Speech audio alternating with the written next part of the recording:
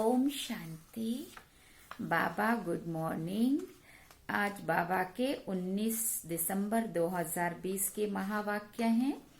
बाबा ने सार में कहा, मीठे बच्चे, तुम्हारा वायदा है कि जब आप आएंगे तो हम वारी जाएंगे। अब बाप आए हैं तुम्हें वायदा याद दिलाने। सुना? बाबा ने कहा तुमने वायदा किया था कि बाबा जब आप आएंगे तो हम आपके ऊपर वारी जाएंगे, बलिहार जाएंगे। अभी बाबा कहते मैं आया हूँ तुम्हें तुम्हारा वायदा याद दिलाने। बाबा ने प्रश्न पूछा, किस मुख्य विशेषता के कारण पूज्य सिर्फ देवताओं को ही कह सकते हैं? तो बाबा ने उत्तर में कहा, देवताओं की ही विशेषता है जो कभी किसी को याद नहीं करते। सुना?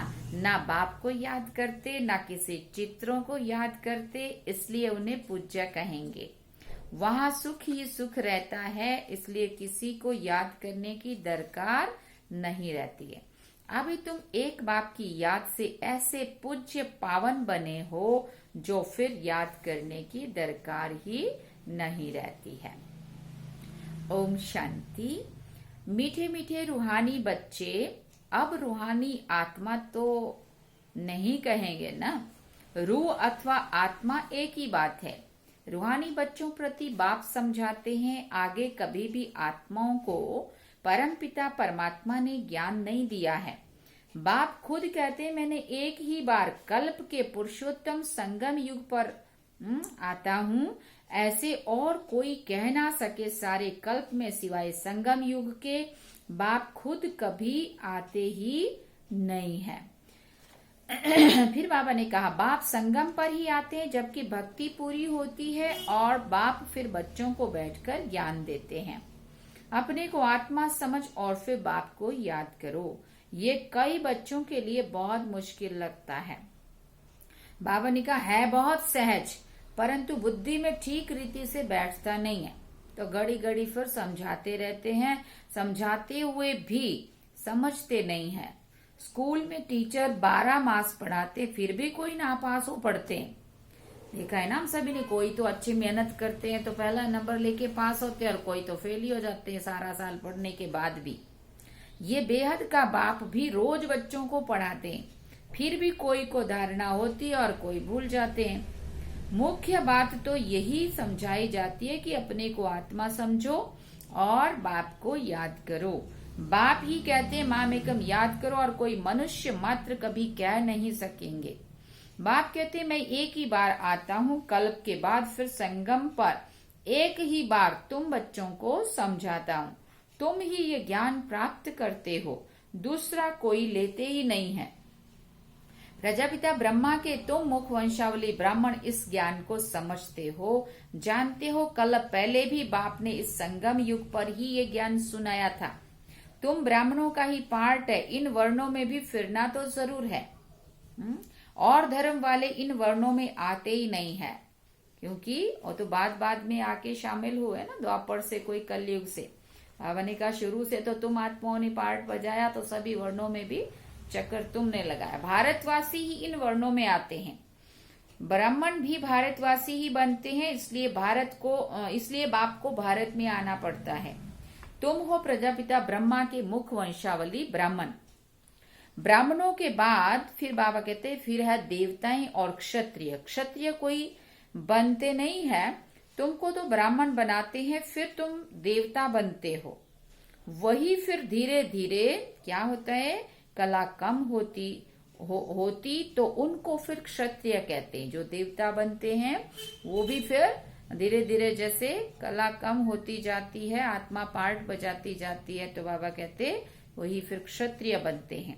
क्षत्रिय ऑटोमेटिकली बनना है। बाप तो आकर ब्राह्मण बनाते हैं, फिर ब्राह्मण से देवता, फिर वही क्षत्रिय बनते हैं।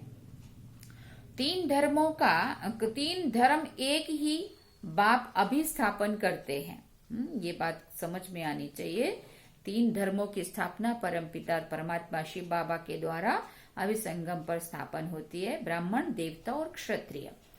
तो अभी संगम युग, सतयुग और त्रेता युग, 3 युगों तक शिव बाबा के द्वारा स्थापन किया हुआ ब्राह्मण, देवता और क्षत्रिय धर्म। और द्वापर युग से फिर इब्राहिम, बुद्ध, क्राइस्ट जो भी आए, बाकी सब ने फिर आके अपने अपने धर्म स्थापन किए। ऐसे नहीं कि सतयुग त्रेता में फिर आते हैं। मनुष्य ना समझने के कारण कह देते हैं सतयुग त्रेता में भी आते हैं। बाप कहते मैं युगे युगे आता नहीं हूँ, मैं तो एक ही बार आता हूँ कल्प के संगम युग पर। मैं ही ब्राह्मण बनाता हूँ प्रजापिता ब्रह्मा द्वारा। मैं तो परम धाम से आता हूँ। जैसे कोई भी मनुष्य आत्मा ऐसा कह सके कि किसी को पता ही नहीं। अच्छा, फिर ब्रह्मा कहाँ से आता है? ब्रह्मा तो 84 जन्म लेते हैं, मैं नहीं लेता हूँ। ब्रह्मा सरस्वती जो ही फिर विष्णु के 2 रूप लक्ष्मी नारायण बनते हैं, वही 84 जन्म लेते हैं। फिर उनके बहुत जन्मों के अंत में प्रवेश कर इनको ब्रह्मा बनाता हूँ। इनका ब्रह्मा नाम मैं रखता हूँ। ये कोई इनका नाम अपना नहीं है, क्योंकि अपना नाम तो सबको पता है ना। पहले ब्रह्मा बाबा का नाम अपना लौकिक जो नाम था दादा लेखराज था, सभी लकीराज बाबू प्यार से कहते थे, है ना। तो लकीराज बाबू या लेखराज, दादा लेखराज का नाम प्रजापिता ब्रह्मा, शिव बाबा ने आकर के उनका नाम ये डाला और फिर हमने ब्रह्मा बाबा कहना शुरू किया। बच्चे का जन्म होते तो छठी करते ना, जन्मदिन मनाते। इनकी जन्म पत्री का नाम तो दादा लेखराज था, वो तो छोटेपन का था। अभी नाम बदला है जबकि इनमें बाप ने प्रवेश किया है संगम पर। सो भी नाम बदलते हैं तब जबकि ये वानप्रस्थ अवस्था है। वो सन्यासी तो घर बार छोड़कर चले जाते हैं। तब बाबा ने कहा तब नाम बदलता है। वो सन्यासी लोग तो घर बार छोड़कर जाते हैं, तब जाकर के वहां सन्यासियों के पास गुरु के पास जाके नाम बदली होता है। ये तो घर में ही रहते, इनका नाम रखा ब्रह्मा, क्योंकि ब्राह्मण चाहिए ना। तुमको अपना बनाकर पवित्र ब्राह्मण बनाते हैं। पवित्र बनाया जाता है, ऐसे नहीं कि तुम जन्म से ही पवित्र हो, तुमको पवित्र बनाने की शिक्षा मिलती है। बाबा ने कहा कैसे पवित्र बने, यह है मुख्य बात। तुम जानते हो कि भक्ति मार्ग में पूजा एक भी हो नहीं सकता। सुना, मनुष्य गुरुओं आदि को माथा टेकते क्योंकि घर बार छोड़कर पवित्र बनते हैं, बाकी उनको पूज्य नहीं कहेंगे। पूज्य वो है जो किसी को भी याद ना करे। सन्यासी लोग ब्रह्म तत्व को याद करते हैं ना, प्रार्थना करते हैं। सतयुग में तो कोई को भी याद नहीं करते। अब बाप कहते हैं तुमको याद करना है एक को, वो तो है भक्ति। तुम्हारी आत्मा भी गुप्त है, आत्मा को यथार्थ रीति कोई जानते नहीं है। सतयुग त्रेता में भी शरीरधारी अपने नाम से पाठ बजाते हैं। नाम बिगड़ तो कोई पाठधारी हो ना सके। कहाँ भी हो शरीर पर नाम तो जरूर पड़ता है ना। फिर बाबा कहते नाम बिगड़ पाठ कैसे बजाएंगे, है ना। तो बाप ने समझाया है भक्ति मार्ग में तो गाते हैं, आप आएंगे तो हम आपको ही अपना बनाएंगे, दूसरा ना कोई, हम आपका ही बनेंगे, ये आत्मा कहती है। भक्ति मार्ग में जो भी देहधारी हैं, जिनके नाम रखे जाते उनको हम नहीं पूजेंगे। जब आप आएंगे तो आप पर ही कुर्बान जाएंगे। कब आएंगे ये भी नहीं जानते। अनेक देहधारियों की, नामधारियों की पूजा करते रहते हैं।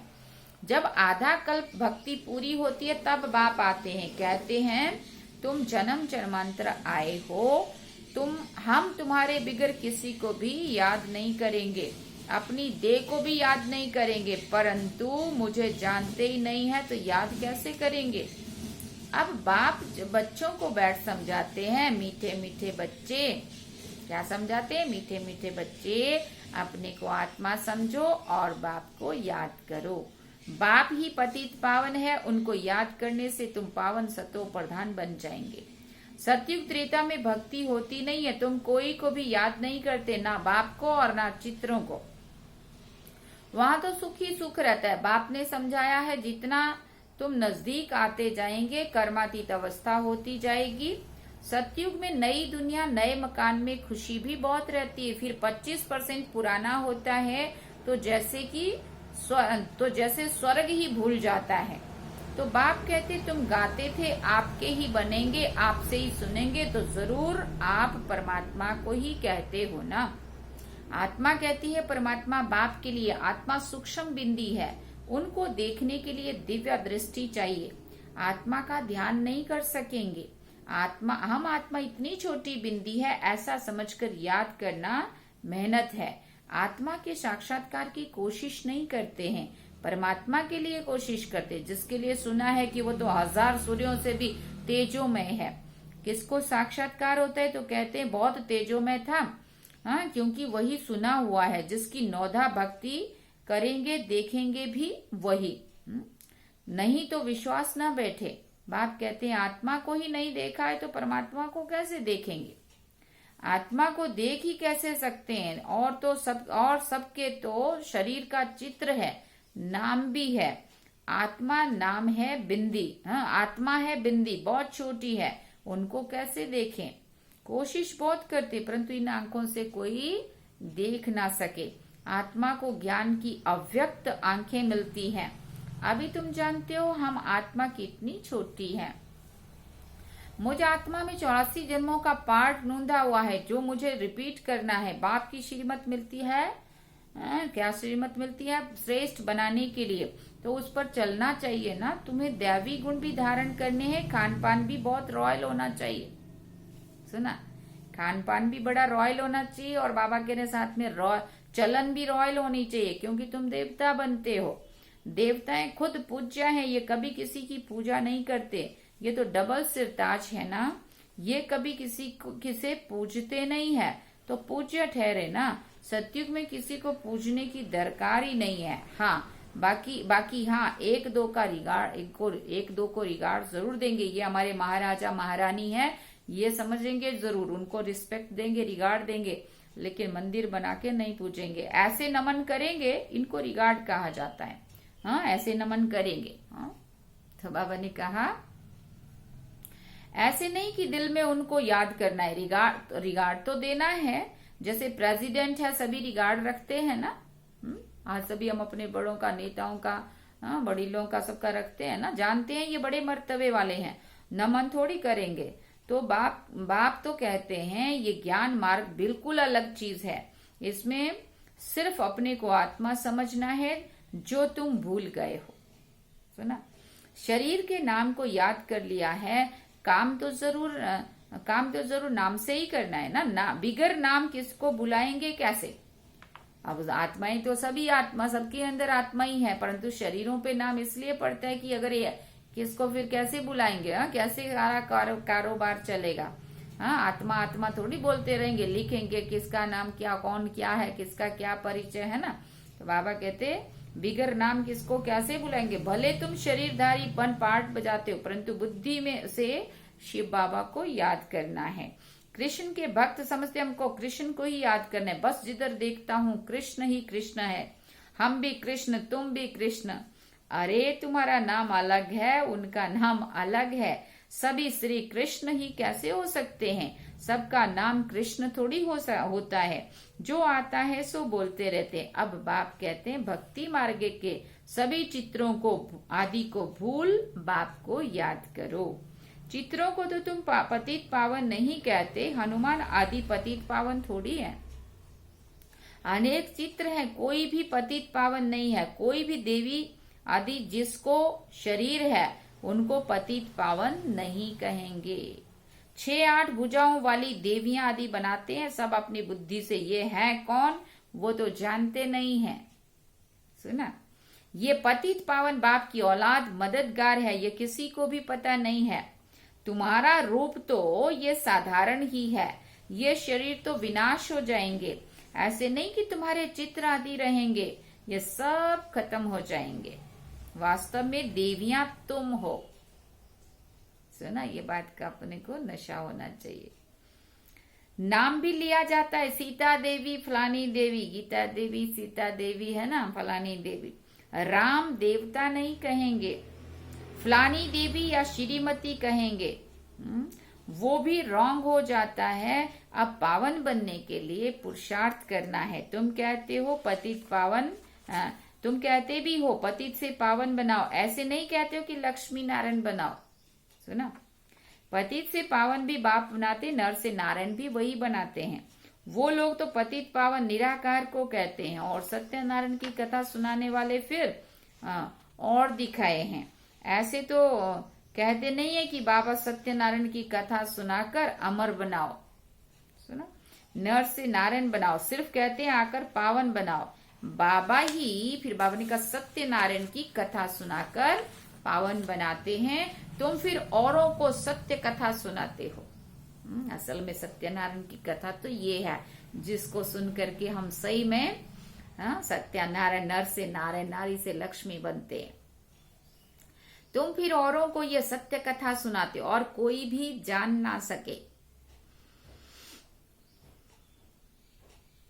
फिर बाबा ने कहा तुम ही जानते हो, भले तुम्हारे घर में मित्र संबंधी भाई आदि हैं, परंतु वो भी समझते नहीं है। एक ही परिवार में एक व्यक्ति ज्ञान में चल रहा है, पूरा परिवार कोई भी सुनता नहीं है, मानता नहीं है, जानता नहीं है, समझता नहीं है, और कोशिश करके वो भी ना सुने, वो भी ना समझे, वो भी ना जाए। कितना कोशिश करते। जिस घर में एक आध कोई चलता हो ना ज्ञान में, उनको पूछो कितना मुश्किल होता है उन परिवार के साथ चलने का, और वो परिवार वाले ना समझे तो, है ना, क्योंकि सब वो अपने अपने उससे चलते हैं। इसलिए बाबा कहते भले तुम्हारे घर में मित्र संबंधी भाई आदि सब हैं, परंतु वो सभी नहीं समझते, क्योंकि सभी आत्माओं का पार्ट सतयुग में देवता बनने का नहीं हो, तो सभी आत्माएं नहीं सुनेंगी, नहीं समझेंगी। बाबा ने कहा अच्छा, मीठे मीठे सिकिल दे बच्चों प्रति माता पिता बाप दादा का याद प्यार और गुड मॉर्निंग। रूहानी बाप की रूहानी बच्चों को नमस्ते। हम रूहानी बच्चों की रूहानी माता पिता बाप दादा को दिल वाचान सिकवा प्रेम से याद प्यार, गुड मॉर्निंग, नमस्ते, थैंक्स बाबा जी। आप धारणा के लिए मुख्य सार है। पहला पॉइंट, स्वयं को श्रेष्ठ बनाने के लिए बाप की जो श्रीमत मिलती है उस पर चलना है, दैवी गुण धारण करने हैं। और फिर बाबा ने याद दिलाया खान पान चलन सब रॉयल रखना है। बाबा ने दूसरा पॉइंट में कहा एक दो को याद नहीं करना है, लेकिन रिगार्ड जरूर देना है। पावन बनने का पुरुषार्थ करना और कराना है। वरदान में बाबा ने कहा सर्व खजानों को समय पर यूज कर निरंतर खुशी का अनुभव करने वाले खुश नसीब आत्मा भव। सर्व खजानों को समय पर यूज कर निरंतर खुशी का अनुभव करने वाले खुश नसीब आत्मा भव। बाप दादा द्वारा ब्राह्मण जन्म होते ही सारे दिन के लिए अनेक श्रेष्ठ खुशी के खजाने प्राप्त होते हैं। इसलिए आपके नाम से ही अब तक अनेक भक्त अल्पकाल की खुशी में आ जाते हैं। आपके जड़ चित्रों को देखकर खुशी में नाचने लग जाते हैं। ऐसे आप सब खुश नसीब हो। बहुत खजाने मिले हैं, लेकिन सिर्फ समय पर यूज करो। चाबी को सदा सामने रखो, अर्थात सदा स्मृति में रखो, और स्मृति को स्वरूप में लाओ तो निरंतर खुशी का अनुभव होता रहेगा।